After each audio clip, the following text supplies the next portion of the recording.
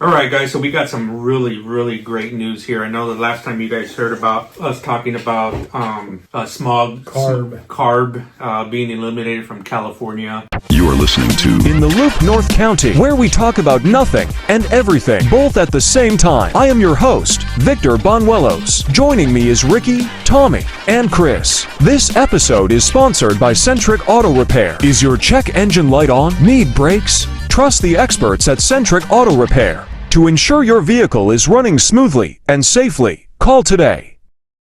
And what's crazy about this bill here is that it's going to supersede basically everything that Trump's doing right now. In other words, the Transportation Freedom Act is going to take precedence. Mm-hmm. Even if the car part doesn't, I think it already passed. It's going through the final stages from what I understand.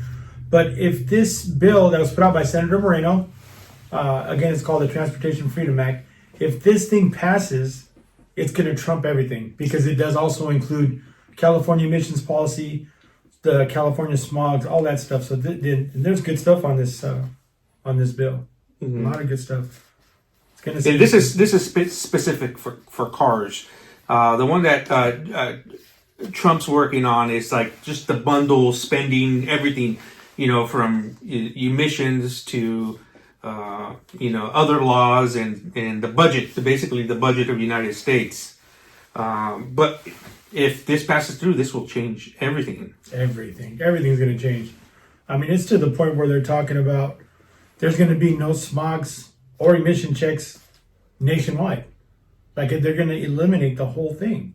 Mm-hmm. I mean, and the bill's going to offer certain tax write-offs for manufacturers. And one of the part that really stuck out to me is that they're saying that the emission system has a useful life, a span, I guess. What they're trying to say is that in this bill, that if once the useful lifespan of that emission system is done on your car, if this bill passes, you do not have to rebuild your emission system. Basically, if your cat goes out, cat's gone. It's done. You delete it or leave it, or they can't fail your smog because your cat. Yeah, and they're saying it's not fair that, hey, California is requiring you to pass emissions and they're requiring you to purchase this expensive catalytic converter, but who's going to be reliable? Who's going to be liable for it once it goes out? Okay, you already purchased this one, now you got to purchase it again. So they're saying no. Like once the lifespan it's gone, it's shot, you're free. The only way they can make you redo it is if it's government mandated. If the government says you have to have it, then you have to rebuild it. Like the situations that we're in now. We got a comment on our last recording. They were talking about the price difference between a California cat and a federal cat. It's huge. And now if you can eliminate even the federal cat, which was quite a bit less expensive than a California emissions cat, a carb cat. So, I mean, there's a lot of good stuff that's going to happen. Yeah, so you guys have an idea. 2010 Toyota Prius catalytic converter is over $2,200 just for the part. No installation, no nothing. $2,200 that's a California one. Mm-hmm. If you want a federal one, it's going to be in the $300 range. Period. And just know that people are stealing Prius catalytic converters like they were stealing the Cadillac emblems back in the days. You just pop them off the hoods. They're taking cats like that all the time. Mm-hmm. We have a special here that we put a cat cage. It's like a cat cage. We put a plate down there to keep it from being stolen. So imagine. You come in, you spend $3,200 on a catalytic converter, you go home 3 weeks later, if people want to come and take your catalytic converter, guess what you got to do? You got to put another one on there.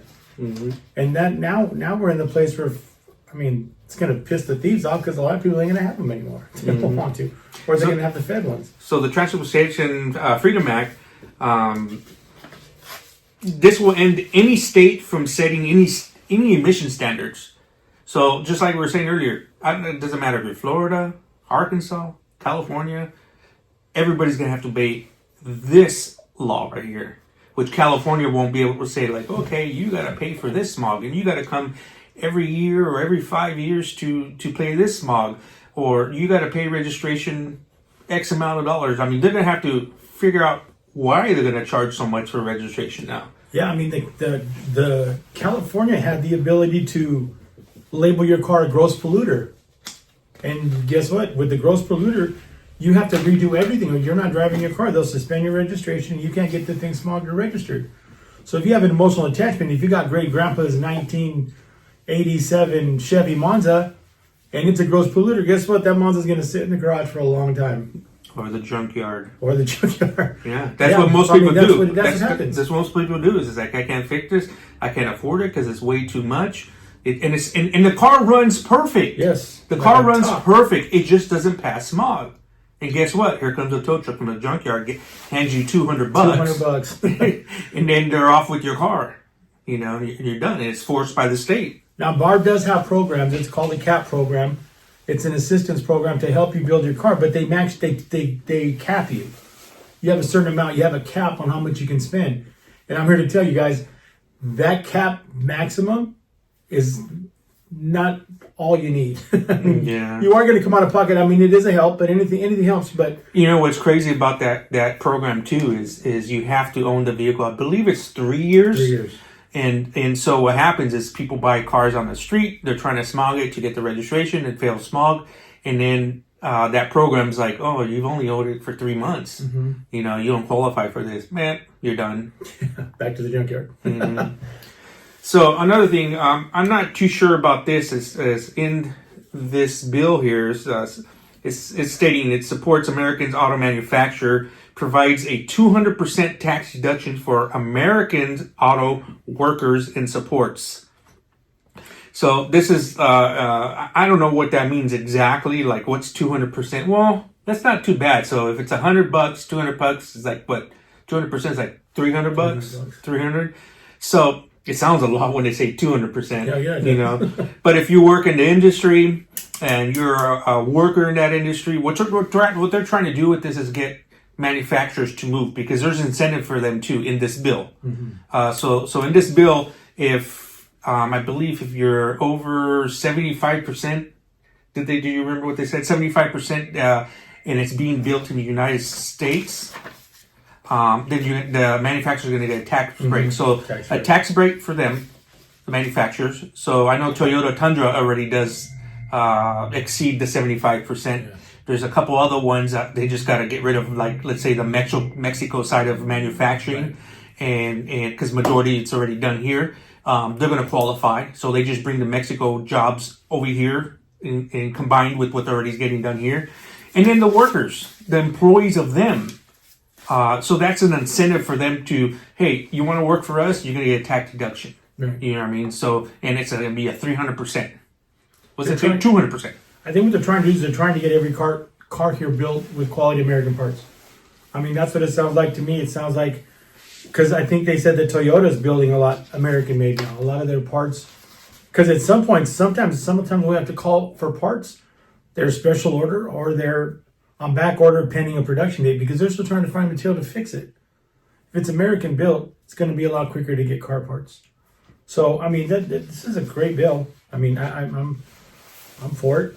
Yeah, so this bill puts Americans, workers, and consumers first. Mm-hmm. That's basically what it does.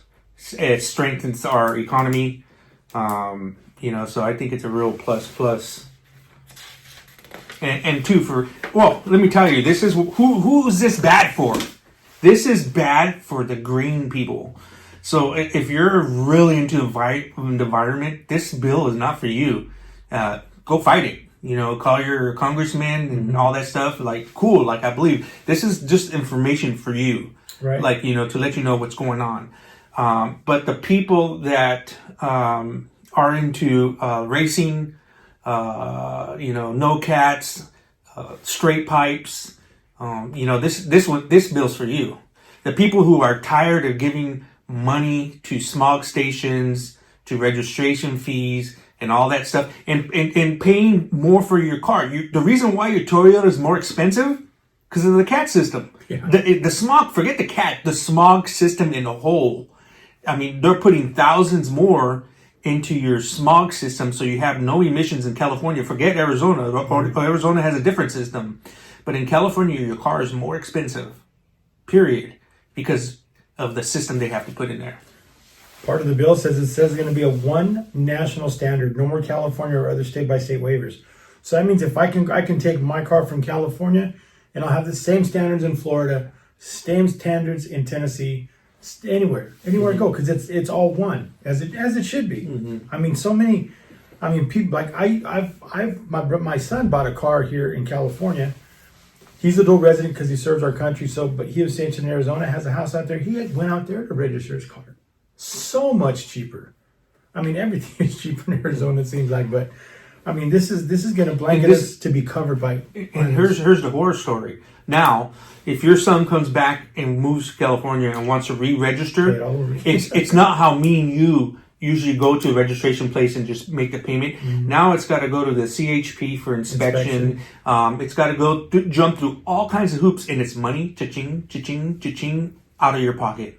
Yeah. Because, they're treating it like it's coming out of the country. No, I bought it here, it left, and it came back with the same stuff. Right. But now they want you to jump through hoops, and it's all a money grab. Or even title transfers. If you say you bought a car in Arizona and you're used to the Arizona emission laws, and you come to say, "Oh, I got a job opportunity in California," you come here. Guess what? It's going to cost you a little bit to get that car registered, to get it street legal or whatever, legal for registration. So I mean, there's things that we got to watch. But this bill seems like it's going to just void all that, which is all that. The full electric car stuff is out the door. So if this passes, the whatever Newsom wanted, that by 2030 something, that California would no longer have any gas cars, that would throw that out of the window. So and the biggest thing on this too is more of the trucking industry. The trucking industry, relies on diesel trucks, transportation. Diesel trucks are so reliable. It's unbelievable how many miles you'll see on them. 500,000 miles is like nothing on these diesel trucks. And now they're expecting them to pull over for an hour and charge these major batteries, drive for 3 hours, then recharge again. And I don't know if they're reliable. I don't know if they're reliable like diesels. I mean, we're used to Teslas and Priuses, and yeah, we just drive them 13,000 miles a year. These guys are doing 13,000 miles in 2-3 days. Yeah, they keep America rolling, guys. They need as much support as they can do, and this looks like this bill's gonna give it to them. We're gonna open it up for them. Well, I mean, if United States went to full batteries on their semis, the semis are going to be super, super expensive, which means the drivers are going to be charging the manufacturers more, and then price of stuff is going to increase. That's how I look at it. Can you imagine how much eggs would be then? Shit, eggs are crazy now. Can you imagine? Oh no, it's crazy. Well, this is a plus. This is a plus. I mean, I got a bunch of old cars. Another thing, I know somebody had asked, anything from 1975 and older, you don't need a smog, even with the laws now. You can put fuel injected in there, it doesn't matter. You can use your carburetor, it doesn't matter. If you want to do an LS swap, they're not going to investigate or look at your car, they're just going to register it, you're good to go. So anything 1975 and older. Whenever I look for classics, I look for stuff in that area because I don't want to have to deal with it. When I was looking I had my Datsun 510. It was 1970, and there was a few out there that were a little bit cheaper, but they were 1978. And I was like, no, I don't want to deal with all the smog. It's going to fail. Of course, it's going to fail in California. It has a carburetor, has a original engine and everything, but they made it so hard. I remember back in the early 2000s, they kept on making it harder and harder. And before you know it, all these classics were like being junked because people couldn't pass it. And I'm not saying classics, I mean 1980s cars. So yeah, that's so for the worst. Either way, guys, we're gonna follow the rules, what the rules are, but hopefully this thing goes through and everything goes the way as planned. From what the sources that we got, that we listened to, everything seems to be pretty fast track. Should be happening here fairly soon, but we will definitely keep you guys in the loop for sure. If you guys have any questions or comments, like, subscribe, drop a comment, let us know what you need. If you have any automotive questions, feel free to send us a DM, send us a message. Talk to you guys later. Later. Have a good one.